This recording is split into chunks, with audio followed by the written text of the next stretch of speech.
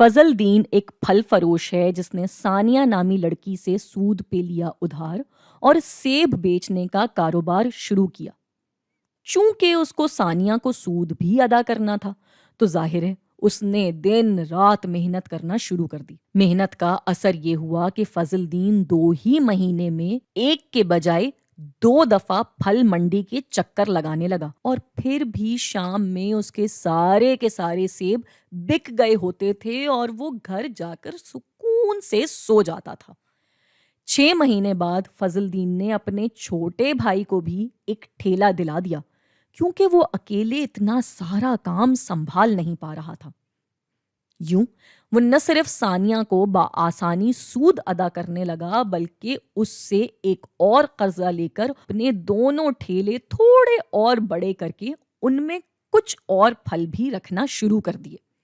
یوں پیسہ ٹھیک جگہ پہ لگنے کی وجہ سے نہ صرف فضل دین، ثانیہ اور ڈاکٹر صاحب کا فائدہ ہوا بلکہ پورے شہر کو ہی اس سے فائدہ اٹھانے کا موقع ملا۔